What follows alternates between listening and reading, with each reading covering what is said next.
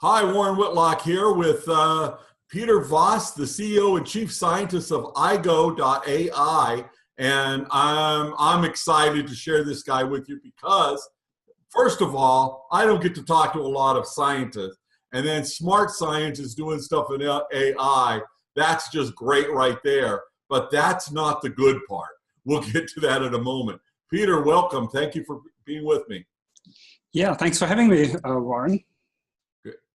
Great. We want to find out about. First of all, let's find out a little bit about you, and then stand by if you're listening. This is going to be about some exciting stuff that's going to help you in your everyday life. But first of all, let's get a little background because this guy is smart, and we should let him say something. So, tell me about your career. How did you get to the point of starting Aigo.ai? Okay, yeah, it goes back a while. So I originally started off as an electronics engineer and started a company, and then I fell in love with software, and my electronics company turned into a software company. So I developed a comprehensive ERP package, and we were actually quite successful. We basically went from the garage to 400 people, and we did an IPO, and yeah, that was fantastic. Anyway, that was sort of really the stepping stone for me, because once I solved my interest in the company, I decided, what do I really want to do? And the thing that struck me is how stupid and brittle software is. And, I was very proud of my own software. It was actually very good.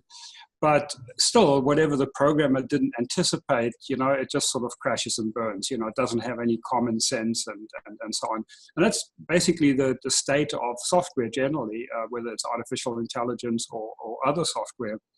So the challenge for me was basically to figure out how can we build intelligent software. So I took off 5 years just studying all different aspects of intelligence. Even starting with sort of fundamental things in philosophy, like what is reality and how do we know anything? But also figuring out what do IQ tests measure? How do children learn? How does our intelligence differ from animals? All of those kind of different aspects of intelligence, and of course, to figure out what else had been done in artificial intelligence and what was sort of working and what wasn't working. And that culminated in me starting an R&D company, an artificial intelligence R&D company. We ran that for quite a few years, actually, and developed the basic core technology through a lot of experimentation and development that we then commercialized in 2009. Initially in the call center space. So, when you call a company and you talk to a computer, most people say, I hate these things, So, well, you'll hate ours a lot less. So actually, you'll love them. Because well, it can get better over time. That's the thing. So let's get into that. Right. First of all, I just think it's what's fascinating about you and where you've chosen to go is I find three things really hot for the future. Nanotechnology, which we'll skip for today. You and I probably could talk about that. Right. Probably could be something, but it's not that one. AI, because I think that has the capacity to increase the amount of learning and data and what we know just faster and faster. And then, of course, blockchain, where we're using a secure distributed ledger type of technology. And of course, that's great because you found a way to marry those things. But first of all, let me get into what it is that Aigo.ai is. We better cover that. I know that when I talk to my Echo, that it ends up saying sometimes it just, the circle light comes on and then it shuts up. It just goes nowhere. And then and even more often it says, I don't understand that. I don't have anything for you, or whatever the lines are. You think I'd have them memorized. I hear them so much. What's the difference with the way Aigo does this?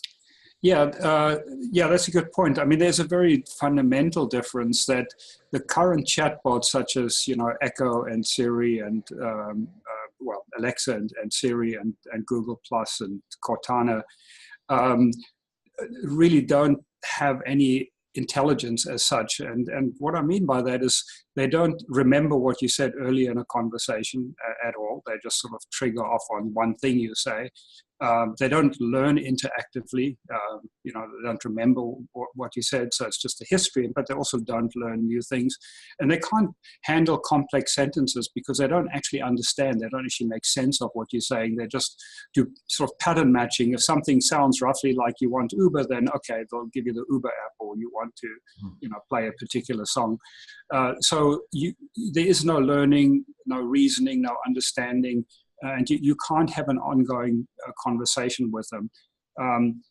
That's very, very different from a technology point of view, as opposed to what Aigo does. Aigo really has what we call a cognitive architecture, which is basically inherently something that's more like our brain, that has short-term memory, long-term memory, is aware of what your goals are, what you're trying to achieve, what the context is, and so on. So it's a very, very fundamental difference. Right. And so over time, it gets better. I know I've seen some of the automatic driving or automatic automobile technology be talked of as they're now driving like 16-year-olds, and next year they'll drive like 25-year-olds, and then they'll be really good because they'll keep learning and we don't. Is that true with the AI? Is it going to leapfrog our knowledge that fast? Yes, absolutely. With the right approach, once you have an AI, and like ours is applied as a personal assistant, then it keeps learning. I mean, as you interact more with it, as it does things for you, as it looks up things on the internet or whatever, wherever it might get its knowledge, it just keeps getting better and better. And we actually call our personal assistant a personal assistant. And the reason we double up on the personal is we should actually treble up on it. There are three meanings of personal that are really important. And the first one is personal, that you own it. You really want your personal assistant that you own and you control. It's permanently yours. It doesn't help like having Alexa or something that basically is just shared by everybody. And of course, you also want to control your data. So that's the first meaning of personal that's important. You own it. The second one, that it gets personalized, that it adapts to you. It's custom, basically. It's custom made for you, on an ongoing basis, and more so. And the third meaning of personal is private, confidential, that basically Aigo only shares things that you wanted to share. So I think that's a very different paradigm once you trust your personal assistant, that you can share things, that you can tell it things that it won't just share, or that the corporation won't just sell your data, or, and push advertising on you, or whatever they do with it. Right. So that's our whole philosophy, is the personal assistant having the extra intelligence on the one hand, but then also the other thing is that you own it. Right. Well, I've always said that I knew when I signed up for Facebook, I was giving away everything. Right. And so I'm a little bit more open than the average person about that part of the thing. But that part of the deal, what I think is like, in return, at some point, I'd like some enhancement because you have all that data. Right. And I think what they've done with the ads and targeting them, while still, sometimes you think they've just got their trainer permit on putting the same banner 47 times in 15 minutes. Right. It's still just learning. But at least it's some kind of a fair trade-off. Which brings me to, I've got to ask the question everybody asks in an interview like this. Yeah, but what happens when it gets too smart? Is my personal assistant going to kill me? Why would it want to? No. Well, actually, that's kind of the right answer. Exactly. Why would it want to? I mean, evolution designed us with a sort of, these basic instincts of survival and reproduction and so on. And they drive a lot of the nastiness in humanity. Mm-hmm. It's sort of, fear and fight and flight and reproduction and egos and things like that get in the way. Now, there's no reason you would want to build an AI that has those kind of core instincts. Unless you're writing a science fiction movie. Yeah, well, then of course it's very useful to do that. If it makes for a good story, a good movie. But in reality, I mean, been working with this for 20 years now. There really is no reason. Why would we want to engineer a system that kind of has these crazy instincts to reproduce or take over the world, or to just freak out? And so no, there's really no reason to believe that. In fact, I think quite the opposite is true, that I think we need really smart AI to protect ourselves from ourselves. That humans are, our society is getting more and more complex. And if we have a fountain of rationality in our AI, it will actually help us make much better decisions. And maybe we'll elect better leaders and not go to war as often, and not buy as much junk as we need, and not fall for scams and fake news and stuff like that. So I think it'll really enhance our lives. And thank you. That's the kind of answer I give when I'm talking about AI, but it sounds so much better when a scientist tells me. Okay. I feel good well, it's like personal. I feel good that you agreed with me, and even better that you have a better explanation than me. Okay, good.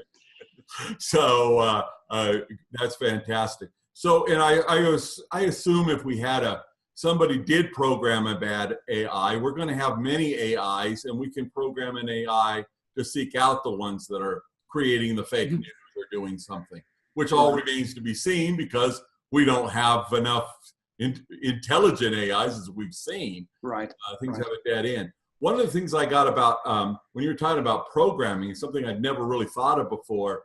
I remember typing in something. This is back in 1978. That's when I first did this. I'm typing in some Fortran that somebody gave me, because in order to get to say that it was me doing it, I had to be the one typing in at the terminal. And I saw the words fatal error, abort so many times in an hour.